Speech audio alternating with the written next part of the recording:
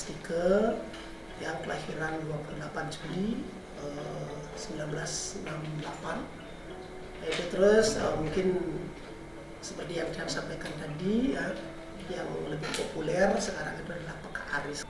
Diang sendiri yang mengawali karir di LPD Desa Adat Bualu ini di tahun tepatnya tanggal 28 November 1989. Berarti sekarang sudah 32 tahun ya. Saya mengawali karir yang pertama itu adalah sebagai juru pengetahuan. Entah bagaimana ya, waktu ada pembinaan dari pembina provinsi ya, dari waktu itu pembina teknis BPD Bali ya, beliau menyarankan untuk saya didanam. Itu diangkatlah saya menjadi koordinator teman-teman kita yang memang tugasnya adalah sebagai kolektor tabungan. Nah selanjutnya dia dipercaya menjadi kepala bagian dana. Itu yang paling panjang saya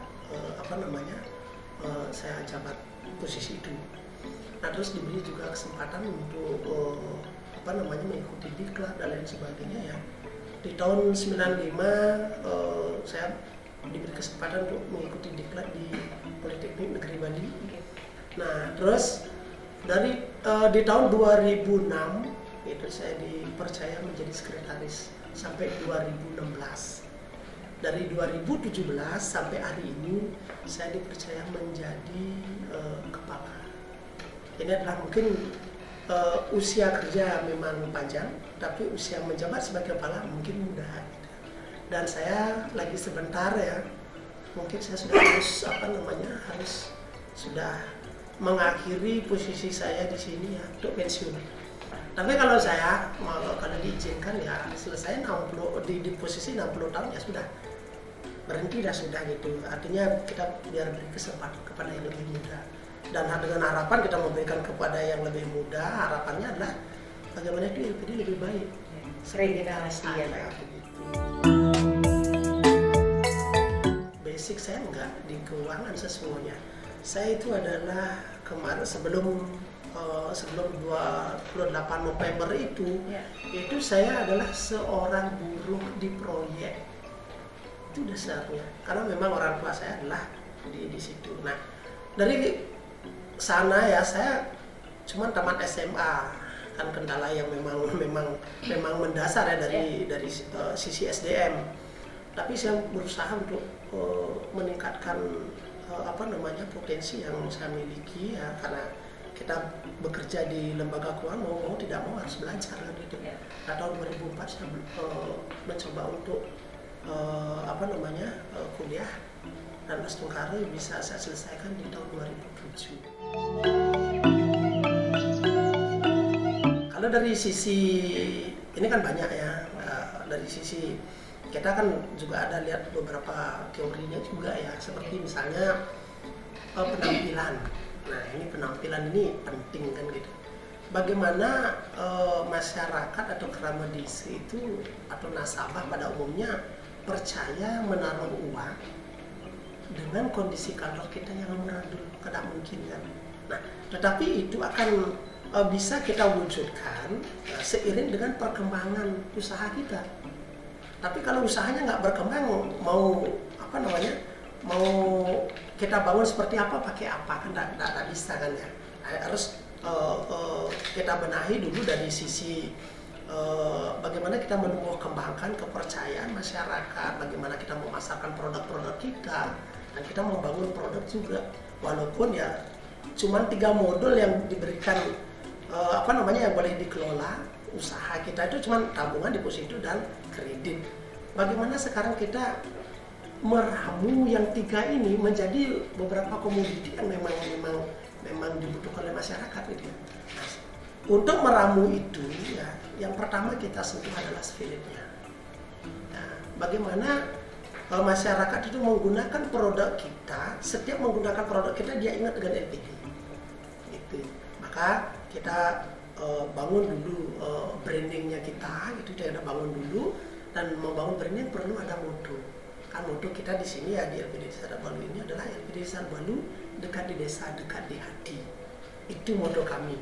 Semua produk yang kita bangun ya semua berangkat dari mutu itu. Seperti misalnya kredit perumahan, artinya untuk kepemilikan rumah.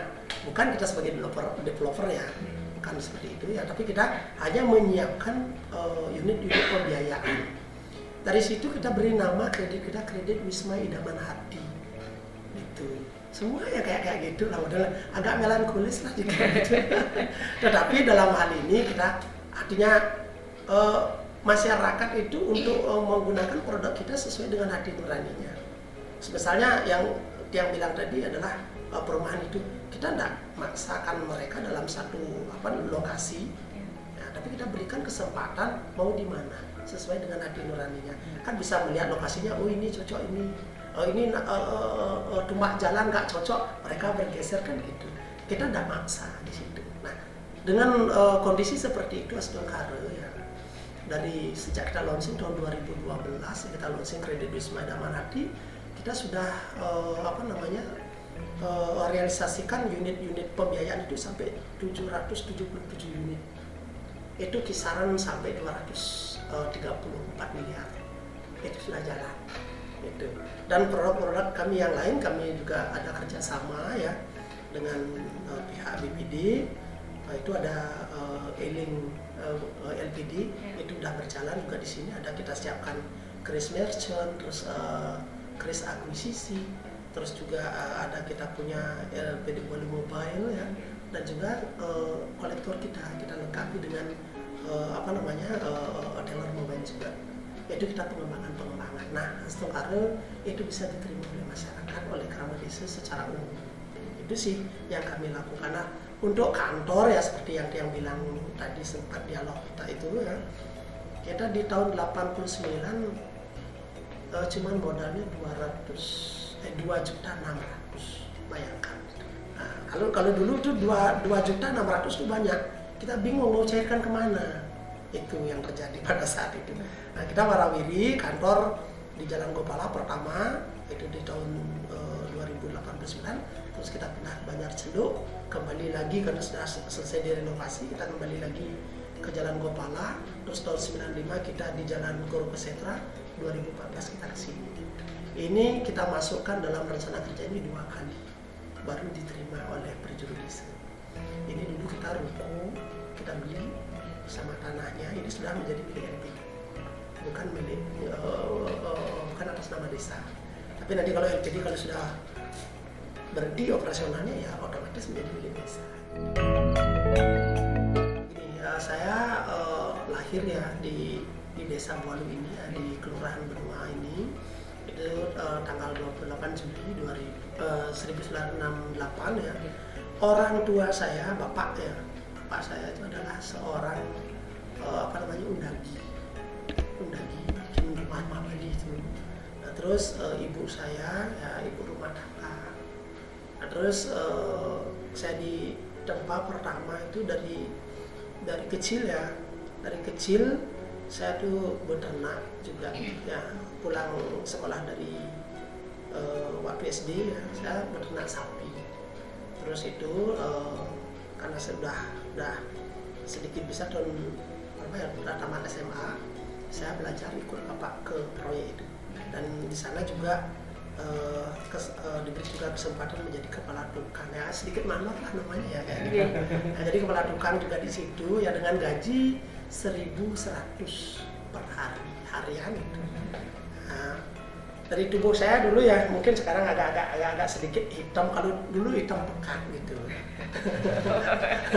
Itu karena saya kerjanya siang malam, pulang dari proyek dulu saya kerjanya di bioskop, jadi kasir bioskop itu dulu. Terus putar bioskopnya itu ya bisa 4 kali show pagi kan, udah jam setengah 4 itu kalau 4 kali show. Nah dari situlah saya nggak dapat tidur lah, lagi ke proyek paginya. Kalau ayah saya sendiri itu kembali ya tegas ya, orang tua saya itu tegas ya, dan memang ketegasan itu adalah bentuk kasih sayang beliau ya, untuk mendidik anak-anaknya. Tapi tidak sama cara beliau mendidik. Saya bersaudara 4 ya, nggak sama cara beliau mendidik. Kalau saya memang di depannya ya kayak gitu loh. Kayak dipanasi, dikepuk lagi gitu. akhirnya ya mungkin tajam-tajamnya segini gitu. Tapi kalau adik saya yang satunya lagi ya ngikut ininya bapak sebagai undagi. Dia kerjanya gimana ya, halus banget gitu. Dia bisa kerja. Kalau saya di apa namanya disorakin sama bapak. Tanganmu nggak cocok untuk megang gergaji gitu. Tanganmu nggak cocok megang pahat gitu. Memang pasti kalau saya gergaji kayu itu mesti bengkok. Karena tangan saya memang nggak cocok untuk itu. Dulu kalau bapak saya masih ada apa namanya pesanan kerjaan tuh, borong pekerjaan itu, saya yang bikin RAB-nya. Jadi sekarang kerjaan ini berapa, terus misalnya urugan berapa meter persegi itu saya ngitung. Adik yang diajak ngerjain. Tapi adik saya satu ya ada yang ke pariwisata, 2 adik saya yang nikah ke apa namanya ke Karangasem, itu juga di pariwisata. Adik saya yang nomor 2 dari bawah itu ke pariwisata. Adik yang ini yang satu di bawah saya ini mendaki, saya terkamarnya di sini. Itu itu sering terjadi ya, sering terjadi karena gimana ya dia mengatakannya. Seperti yang dia bilang tadi itu, saya terlahir ya dari bisa tergolong dari garis kemiskinan karena saya nggak punya rumah itu masih di tanah orang. Jadi ya seperti yang saya di sini sampai 5 kali. Pertama saya diajak tuh pernah ke Nusa Dua nggak? Pernah di Nusa Darmo itu yang Nusa Darmo. Saya pernah di situ. Di situ mondok ya, mondok saya pernah di situ. Terus di areal apa sekarang namanya, dulu namanya Hilton ya, bukan Hilton ya, Putri Bali. Saya juga pernah mondok di situ, diajak bertani sama bapak. Gitu. Terus saya pindah lagi, diajak ke Jalan Gunung Setra di sini ya, di Kampandawa. Terus setelah itu muter lagi, saya diajak ke ini sebelah nih. Di sebelah ini ada toko-toko yang di sebelah ini, sebelah gang ini. Saya di situ. Terus pindah lagi ke di belakangnya Tragia itu. Saya itu 5 kali. Dan terakhir saya yang ke-6 itu saya beli tanah sendiri, beli rumah sendiri. Sekarang saya keseharian saya itu di belakangnya Pura Dalam. Saya ke situ. Nah, saya setiap dalam kondisi seperti itu sering sekali saya memang sandaran yang pertama itulah doa memang. Kalau saya ya, kenapa? Saya yakin tidak ada kekuatan yang lebih kuat daripada kekuatan beliau. Ke depan ya, mudah-mudahan aja ini pandemi ini segera berakhir. Kita sudah lebih dari 4 tahun bertahan. Astungkare masyarakat ini masih mempercayai kita. Tapi kalau tidak dipercaya, udah kita kasih duluan. Nah, maka dari itu ke depan saya sangat-sangat berharap ya kondisi seperti ini, kepercayaan seperti ini masih bisa dipertahankan oleh masyarakat ya. Kepercayaannya terhadap LPD. Dan kami di LPD saat ini ya tidak ada niat untuk membuat janji, tetapi kita berupaya. Itu aja yang kita bisa lakukan. Nah, mudah-mudahan juga ke depan dengan kondisi yang lebih membaik ya, sehingga nanti ekonomi masyarakat juga bisa berputar. Dan mungkin kalau memang hal ini masih akan terjadi ya, ada sesuatu hal model-model bisnis yang lain yang bisa dikuasai oleh masyarakat gitu. Sehingga nanti roda ekonomi ini bisa berputar, sehingga kita selaku intermediasi, ya, fungsi kita sebagai intermediasi ini bisa berjalan sesuai dengan harapan. Itu sih sebenarnya. Dan harapan saya yang memang terakhir ini seperti yang bilang tadi, saya tidak lama ada di sini lagi ya, waktu saya sudah harus mempersiapkan diri ya. Saya harapkan nanti teman-teman yang ada di sini bisa melanjutkan tongkat kepemimpinan saya, yang bisa pegang tongkat komandonya dan membawa LPD ke arah yang lebih baik. Karena teman-teman pada saat ini ya, jujur saya merasa bangga apa yang Pak lihat, apa yang Ibu lihat pada hari ini, itu sesungguhnya bukan saya penyebabnya. Saya hanya mengarahkan. Yang bekerja di teman-teman di bawah semua. Itu. Tanpa dukungan mereka, saya selaku pimpinan tidak ada artinya. Ibarat tubuh kita, saya kepala. Yang menopang itu leher, kan? Ada leher, ada pundak, ada tangan dan sebagainya. Itu sampai bawah, sampai kaki, ujung jari kaki, telapak kaki. Itu baru namanya wujud manusia. Kan gitu. Nah, perusahaannya pun seperti itu perusahaannya LPDI.